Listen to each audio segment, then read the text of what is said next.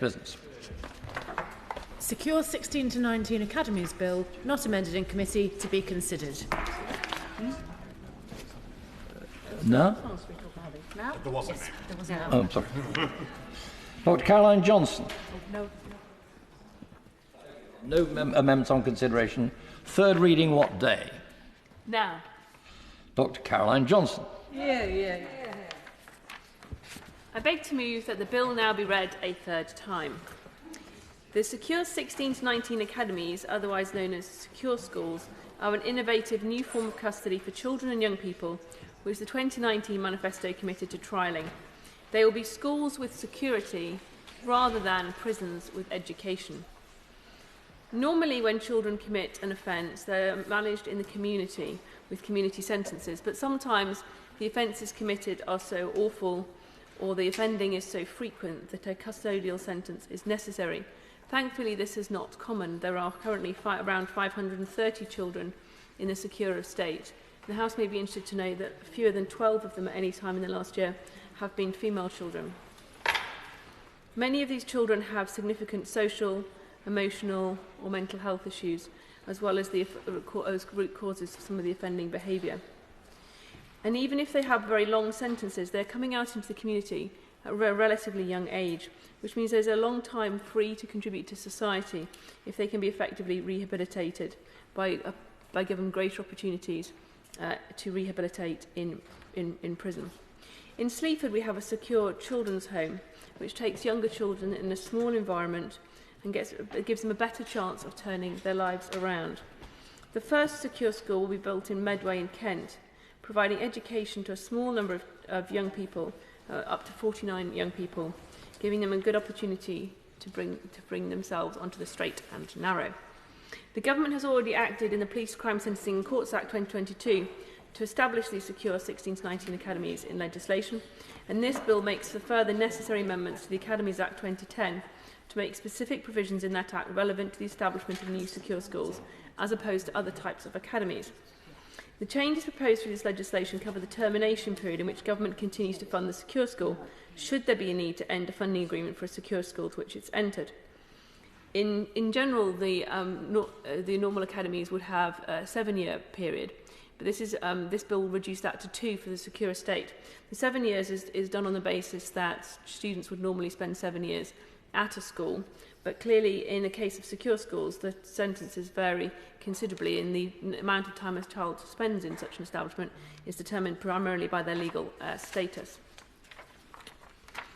This bill gives an opportunity to enable the government to prioritise value for money, something that you'd expect a Conservative government to continue to do. It also gives us more flexibility should there be any need to terminate a funding agreement with the school provider.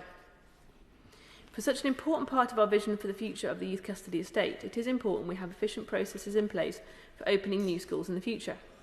This bill also helps us to modify the consultation requirements under the 2010 Act so they do not apply to secure schools and help future secure schools to open with minimal delay.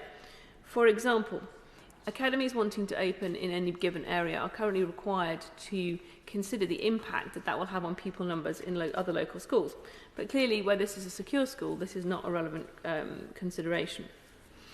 Engagement with local communities is a key part of the Ministry of Justice selection process for new custodial sites. This bill gives providers the opportunity to engage with their local community, ensuring a more constructive consultation process that will seek to consult on how the secure school works with local partners. It should be noted that if there is a proposal to build an entirely new site, this would of course go through the regular planning procedures as well. By supporting this bill, the House has an opportunity to tailor the legislative framework for secure schools. This will thereby create better services, strengthen the impact of secure schools on the lives of those children in the justice system. During the passage of the bill so far, I've been most grateful to honourable friends across these benches for their support and valued contributions on the issue.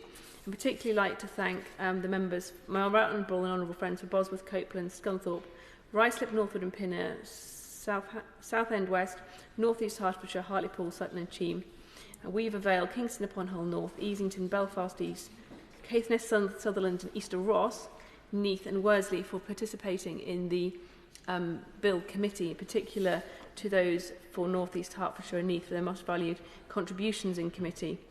I'd also like to thank the Ministry of Justice officials who've been so helpful to me with this bill. To my right honourable friend, the Minister, who's the member for Charnwood, for his support with the bill, and also to Anne-Marie Griffiths in the Public Bill Office, and finally to my great team for Sleaford and North Hykeham. I hope I've addressed the aims of the bill and the positive impact that it can have, and I'm proud to present it for third reading. The question is that the bill be now read a third time. Dr. Thérèse Coffey. Thank you, Mr Deputy Speaker, and I'm conscious that this is, again, a small bill but an important bill, and it recognises the need to make sure the legislation is up to date and not limiting the opportunities in order to make sure that secure academies can proceed. I'm very conscious in my own constituency. I've got 2 prisons, and during my time as an MP, one of those was a Young Offenders Institute. It's not the case anymore now. Warren Hill's now a Category C prison.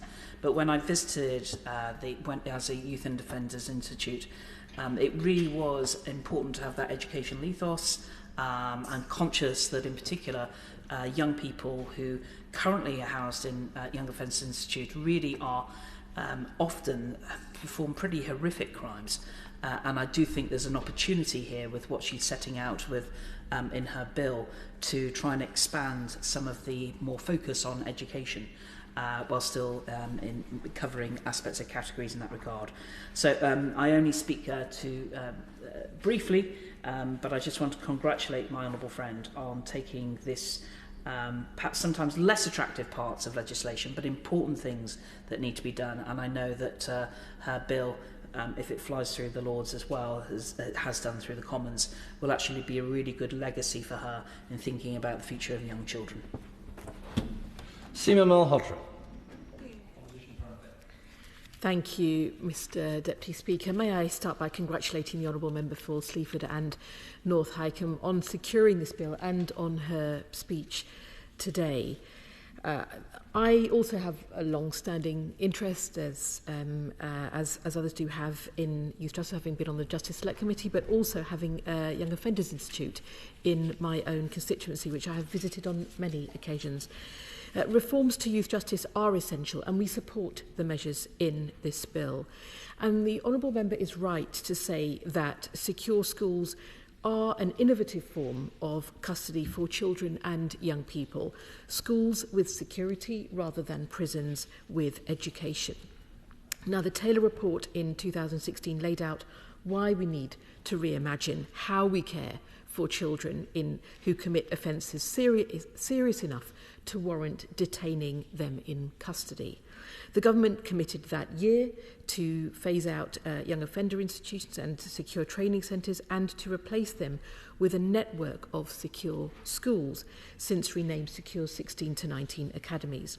Now, media reports today reference the first secure school being set to open in Medway on the site of the Medway Secure Training Centre, which is set to house 49 children aged 12 to 18 who were sentenced or remanded to custody by the courts.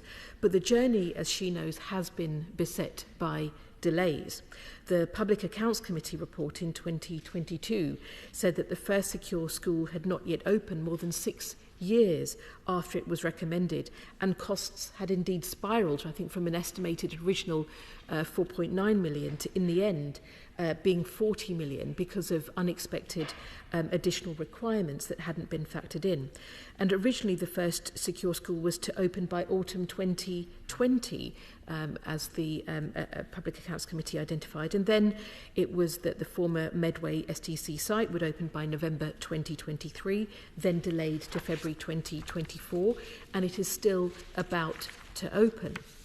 I think the main point that I'm sure she will agree with is that we do need very effective planning and risk management to be much better than we've seen to date in the history of the secure schools implementation.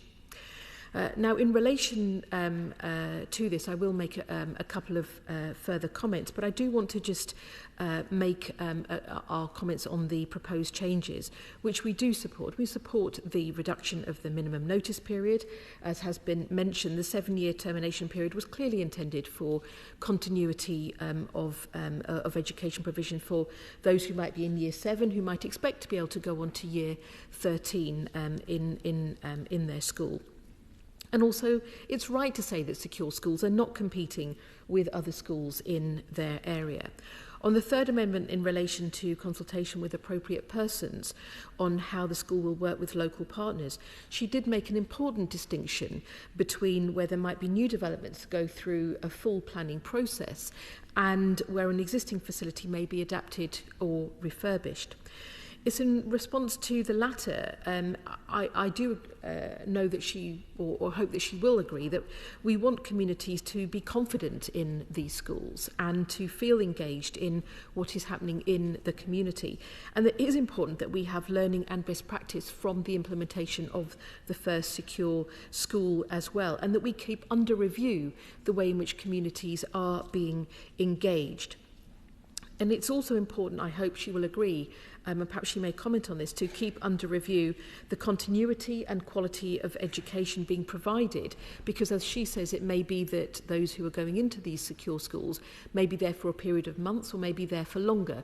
But how is the continuity of their education, bearing in mind there has to be an assessment of their education on entry? How's that continuity and the quality being considered, and maintenance of relationships with family, because children as young as 12 being cared for in these secure schools is a very, very young age. How visiting arrangements and temporary release arrangements will be determined, because this is important with risk assessments followed so that families and communities continue to have confidence in the reforms as they're rolled out. And also I would just make a final point. This is also on behalf of the Honourable Member for Lewisham East, who would have been speaking in this debate, about levels of violence and how they might be would be considered on the youth estate, but also how they would be managed in secure schools and confidence in that. And finally, I want to raise two important matters. The first is around capacity and implications of a lack of capacity on quality of provision.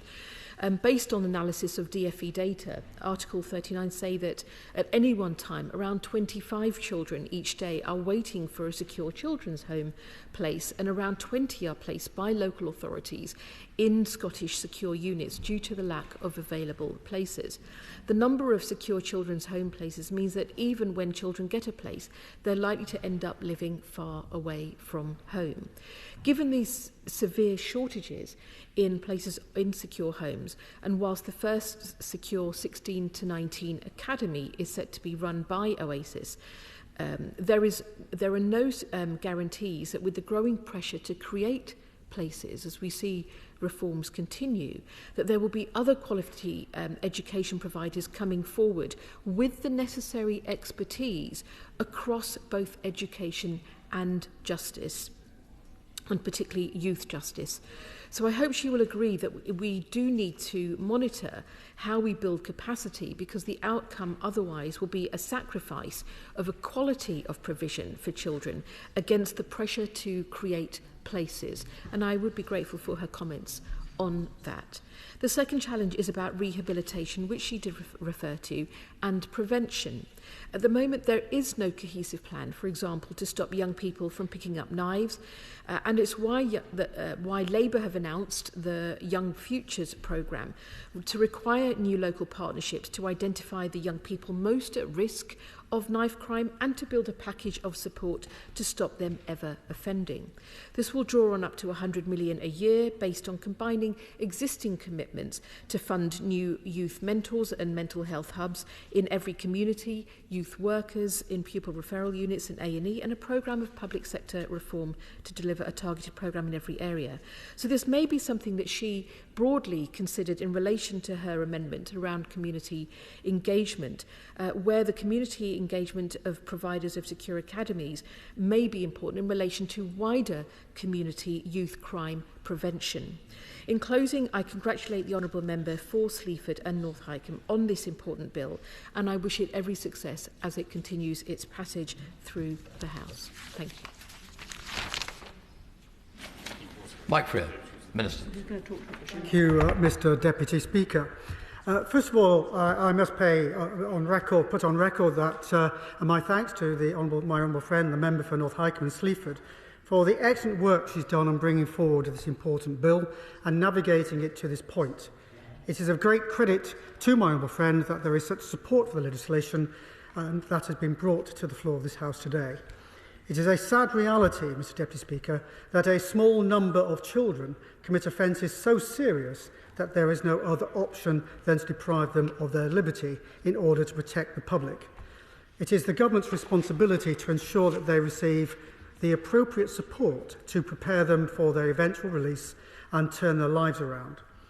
As the House will be aware, in 2016, Charlie Taylor published his landmark review of the youth justice system.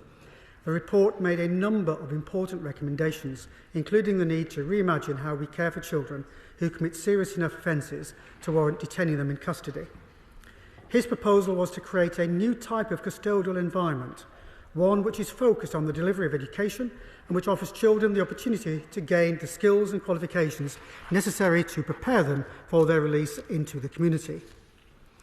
The Police, Crime, Sentencing and Courts Act 2022 established secure schools in legislation as secure 16 to 19 academies under both the Academies Act of 2010, known as the 2010 Act, and the Children's Homes England Regulations 2015.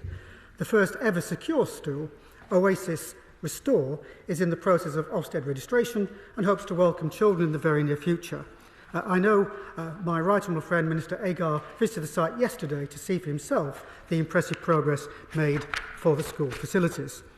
As work has continued and as we near the opening of the first ever secure school, this bill is now needed to ensure that specific provisions in the Academies Act 2010 are relevant to secure 16 to 19 academies. So, Mr. Deputy Speaker, why do we need secure schools? Well, the number of children in custody has fallen drastically in recent years, and there are now 82% fewer children under the age of 18 than there were in 2010 in custody. It is right that we should only deprive children of their liberty as a last resort, and this fall has rightly been commended, as the success of the youth justice system. However, for children that commit the most serious crimes, there remains a need to protect the public by detaining them in custody. The children now in custody are amongst the most complex and vulnerable in society, and they also present with very challenging behaviour. The majority now have committed violence-related offences and are much more likely to reoffend upon release than adult prisoners. The latest statistics released by the government show that 62% of children released from custody go on to reoffend within a year. Secure schools are a necessary change to break this cycle of reoffending. The children in custody are also more likely than their peers to have had a disrupted education. And government analysis shows around 90% of children sentenced to custody had a record of persistent absence. This means these children have lost out on months or years' worth of learning. And the evidence is clear about the importance of education as a preventative factor in childhood offending, and secure schools offer an opportunity for these children to re-engage with education and make the most of their potential. The secure school model has been developed in accordance with the best available evidence for what works in addressing the underlying causes of youth offending. That is why secure schools will offer children small and homely environments with healthcare and education at their heart. In secure schools, we will see children and young people engaging with integrated care services, including health and education, tailored to their individual needs. On entry, each young person will have a full assessment of their needs to establish baseline against which progress can be measured and ensure that any unmet health and special educational needs are identified. They will have personalised programmes that build on their strengths and develop their potential, with the use of evidence-based interventions that help them build resilience and develop vital skills which will help them in the future. Education, curriculum delivery will take place in appropriate sized groups, including one-to-one intervention where needed. Children in secure schools will have the opportunity to make educational progress on a par with their peers in mainstream schools, proportionate to the length of their sentence. Secure schools will work closely with youth offending teams, education, health and other community service providers, and with young people's families where appropriate. Planning for resettlement will start when a young person enters a secure school and be adapted to support transition to the adult estate where appropriate. Mr Deputy Speaker, the Government supports this bill because secure schools are a landmark reform in youth custody, which, as already mentioned, will help reduce reoffending and ultimately lead to fewer victims of youth crime, thereby protecting the public. However, it is only by ensuring that secure schools function well with proportionate termination measures and appropriate and efficient processes for opening new schools that can achieve that goal. Mr Deputy Speaker, in closing, I would like to thank the opposition for their support that they have shown to my honourable friend, and to the officials of the Ministry of Justice for their support to my honourable friend in preparing this bill. I would like to reiterate my thanks to my honourable friend, the member for North Hykeham and Sleaford, for bringing this before the House. I reiterate with great pleasure that the Government is supporting this important bill, and I wish it well in its progress in the other place. For the Leader of the House, Dr Caroline Johnson. Thank you, Mr Deputy Speaker. Rise to thank again those who have helped with the passage of this bill. And just to say that in Sleaford we have a secure children's home which is providing a small unit, providing great education and rehabilitative care to those young people. And I welcome the fact that this bill will help to extend that educational, holistic approach to helping young people turn their lives around. The question is that the bill be now read the third time. As many of that opinion say aye? Aye. Don't you know? The ayes have it. And again, can I congratulate the Honourable Lady on piloting her bill through the House.